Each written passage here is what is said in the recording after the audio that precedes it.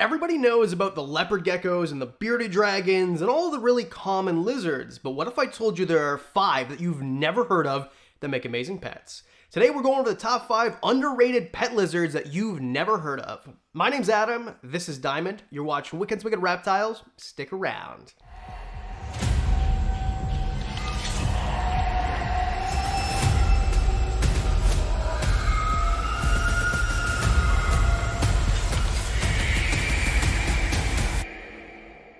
I think that if you are newer to reptiles or your entire personality isn't reptiles, I'm going to get you at least on a couple of these that you probably never heard of, but they're all really amazing pets. So let's just start it off right now with number 5.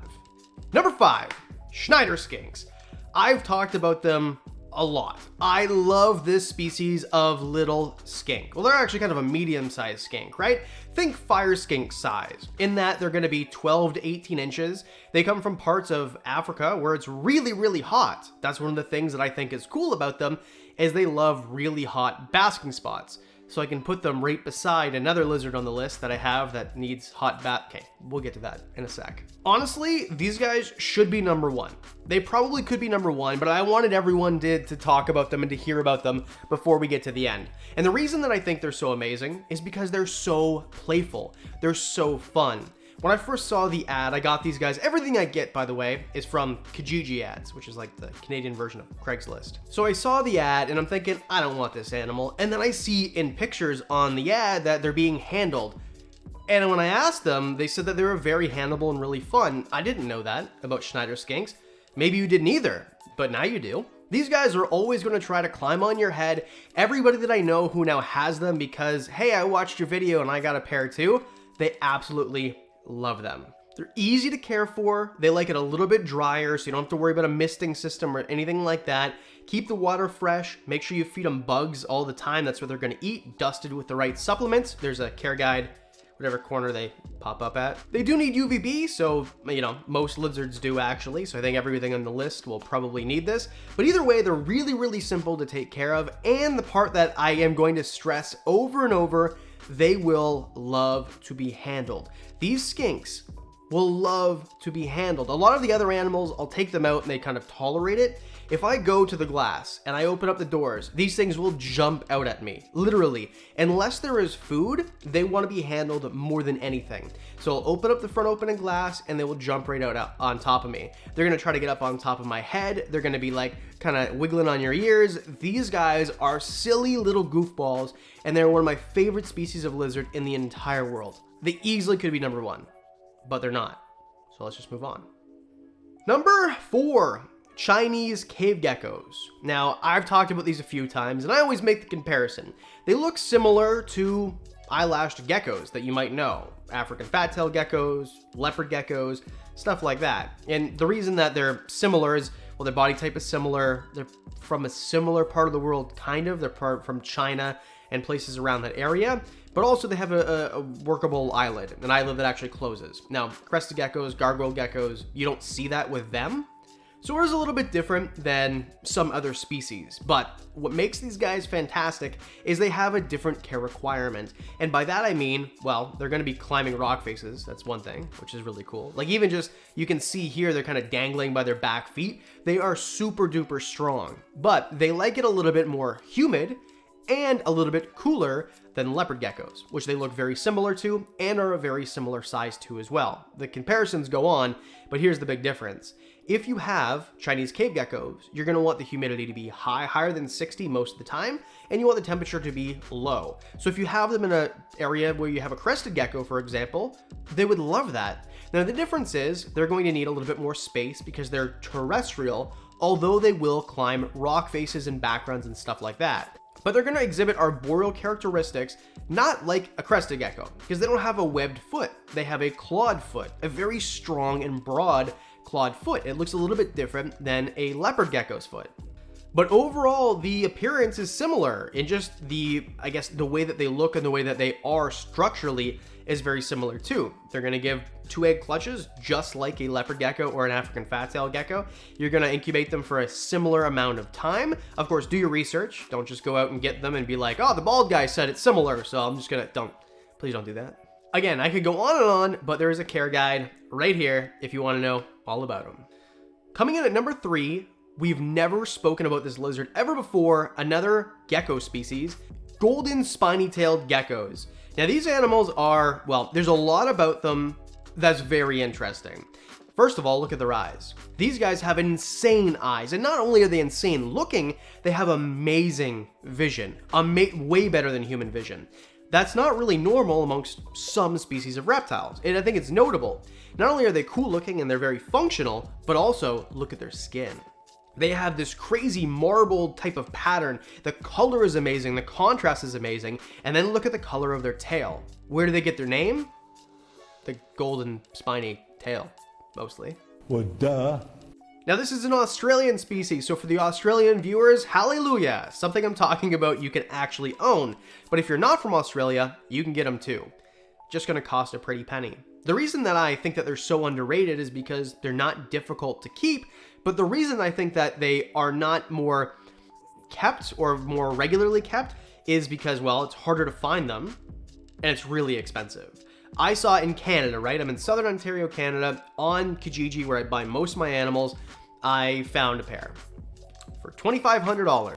Damn!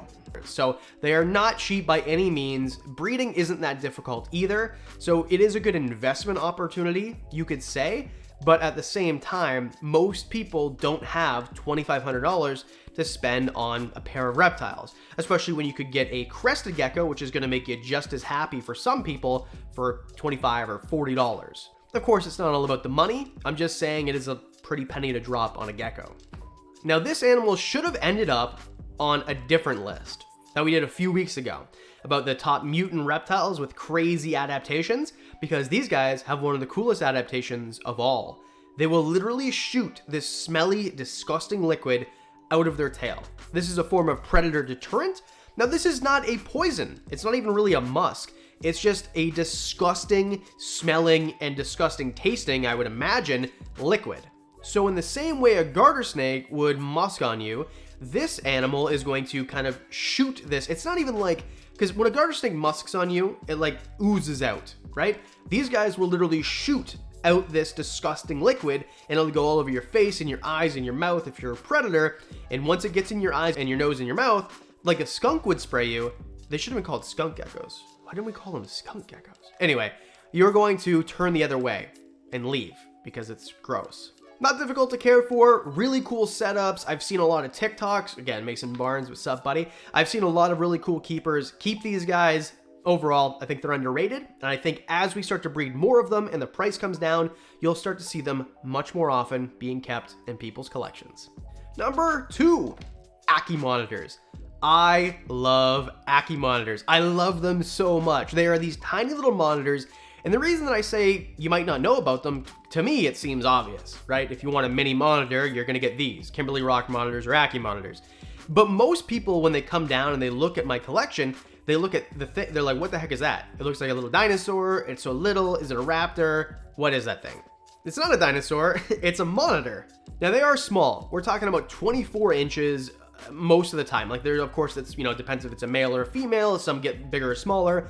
You're gonna find them mostly as yellow ackies, red ackies, and then there's some hybrids and top enders. There's a bunch of different ones, but at the end of the day, the care is mostly the same. Another animal from Australia, by the way, and this was a dream species of mine. They're not the cheapest, but whatever. I mean, at the end of the day, it's a one-time fee for the cost of the animal, but how much does it cost to keep? Kind of a bit more than some animals, just simply because they need a really hot basking spot. So a little bit more energy and a little bit more to buy bulbs. You're gonna need bigger bulbs. A lot of the times they're gonna burn out a little bit faster and you have to replace them. They need high UVB. We're talking about a 12.0 or 14.0 UVB bulb. And those things aren't cheap either. So not the cheapest thing, but I think that they're amazing. They do need a little bit bigger enclosures. The one that I have is kind of a smaller enclosure than I would like. This is the enclosure that I got the animal from. I had to give it a good home. So we're going to upgrade to something probably 8 feet wide. Right now they're in a 5.5 foot wide by 2.5 foot deep by 2.5 foot tall, however tall the thing is. The problem with the setup that I have is it doesn't have a deep enough substrate layer. These guys love a deep substrate, and although she can, this is Susan by the way, she can burrow in the enclosure that I have her in, I would like it to be deeper. So we're gonna make a substrate barrier in this one in the meantime, and then when we get the new upgrade for Susan's enclosure, she's gonna have a full 2 feet to dive into. And here's a perfect example. Professor Herp, bro, please start making videos again. I love your channel. Anyway, this is his ackie enclosure. I think it looks amazing. Oh, and they're pretty handleable. I mean, not the most, you have to give them a little bit of work, but at the end of the day, they're gonna eat insects mostly, which is really easy as a diet. They're not gonna be difficult to handle. They're just overall amazing little beasts. I'll never not have an ackie. I love them. Last but not least, it's been a long time since I talked about him. It's on the bucket list. I would love to have him. Number 1, frog-eyed geckos. Oh, doggy, do I love frog-eyed geckos. They are amazing. They are so unique looking. They're tiny, 5 to 7 inches, something like that. They come from arid parts of the world, Kazakhstan, Iran, Pakistan, that type of, okay, not these countries aren't all arid, but arid parts of those countries is what I'm trying to say. And they are going to live on things like sand and clay. So leopard geckos, you're gonna see in the pet stores, oh, put them on sand. Don't just put them on loose sand. But with the frog-eyed geckos, they're gonna live in places where it's gonna be sand dunes. It's gonna be loose sand. I recommend a sand okay, by I recommend, I mean everyone who I know who has them, because I don't actually have them, recommends a sand clay mixture or something like that. Again, for any of these reptiles, do your research. This is not enough to watch this video and say, oh, I'm getting frog-eyed geckos because the sweaty bald guy. It's so hot in here, by the way. See? See? You got my back, frog. Not difficult animals to keep at all. You know, give them something like a 20-gallon enclosure. Bigger is always better, of course. Do your research. Here's where that comes into play. They're gonna eat bugs. They're not gonna like it too hot or too, like, they like pretty low humidity, so that might be the difficult part. A lot of people say 30 to 40%, but that's like a bearded dragon, right? So not too difficult. And yeah, I mean, I could beat a dead horse here, but you're gonna do your research. Just look at these freaking things. Why are they called frog-eyed geckos? Well, they look like this.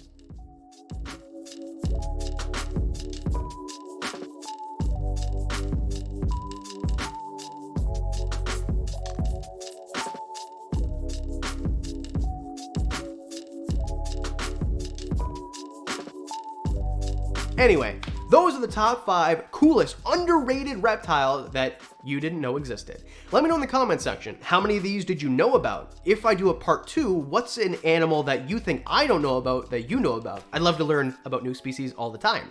And as always, thanks for hitting like and subscribe. You guys are freaking amazing. Please, if you don't mind, hit the subscribe. It helps so much. And a special thank you to the Patreon supporters. You guys are freaking amazing. I love this platform. You guys get videos early, discounts on the merch, you guys get extra content, all of that and more for as little as $1. Oh, and I announced the big trip that I'm going on. I'm going on 2 big trips at the end of the year actually, but one of them's on there and I'm not gonna talk about it until we leave. So all that and more for as little as $1 a month on Patreon, and that's it. Because I do videos on Mondays and Thursdays, that means I'll see you in the next one.